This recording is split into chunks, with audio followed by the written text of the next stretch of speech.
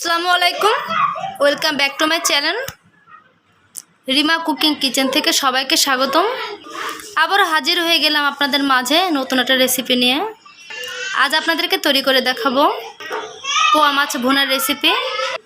তো আমার পোয়া মাছটা ভুনা করতে কী কী লাগছে তা তো আপনাদেরকে দেখিয়ে দিচ্ছি। এখানে নিয়েছি 5 পিস পোয়া মাছ, এখানে আরও নিয়েছি কিছুটা পরিমাণ আলু, তো এখানে আমি আরও নিয়েছি কিছুটা পরিমাণ পেঁয়াজ কুচি। তো আমি এখানে চুলায় কড়াই বসিয়ে পরিমাণ অনুযায়ী কিছুটা তেল দিয়ে নিলাম। এখন দিয়ে দিব কিছুটা পেঁয়াজ কুচি।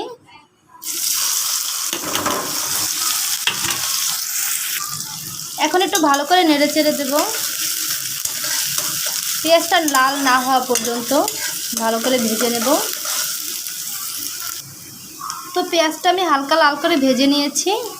এখন 1 চামচ পরিমাণ অনুযায়ী আদা রসুন বাটা দিয়ে দিব।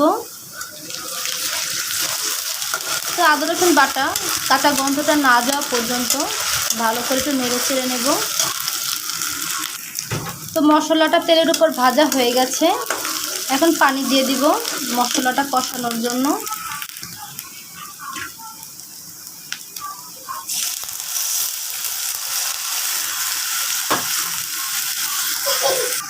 এখন এখানে দিয়ে দিব 1 চামচ ধনিয়ার গুঁড়ো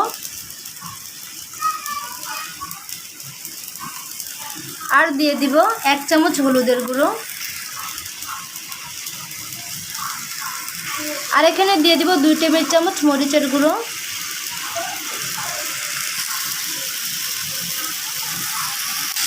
আর দিয়ে দিব স্বাদ অনুযায়ী লবণ।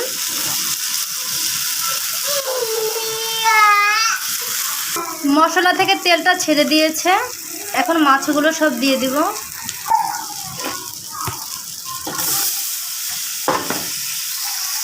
এখন কিছুটা পানি দিয়ে দিব এখানে মাছটা কষানোর জন্য।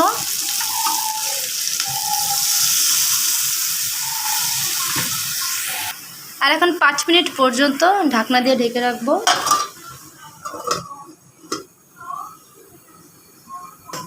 পাঁচ মিনিট হয়ে গেছে, এখন ঢাকনাটা তুলে ফেলবো। এখন মাছগুলো সব এক এক করে উল্টে দেব।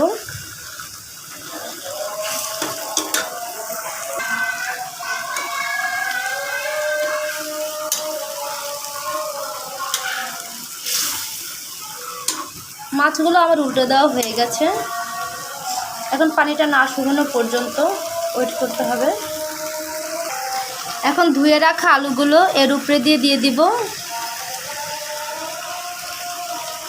আলুগুলো আমি বড় বড় সাইজ করে কেটে নিয়েছি, তাহলে খেতে খুবই ভালো লাগবে আর দেখতেও খুবই সুন্দর লাগবে। এখন আবারও ঢাকনা দিয়ে ঢেকে রাখবো 3 মিনিট পর্যন্ত। এরই মধ্যে আমার আলুটা সেদ্ধ হয়ে যাবে। এখন 3 মিনিট হয়ে গেছে, ঢাকনাটা তুলে ফেলবো। এখন ঝোলের পানি দিয়ে দিব।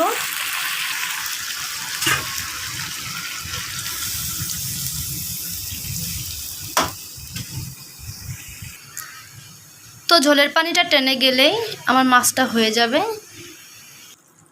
তো আপনারা তো দেখতেই পাচ্ছেন, এদিকে আমার পোয়া মাছ ভুনাটা হয়ে গেছে, আলুগুলো সিদ্ধ হয়ে গেছে।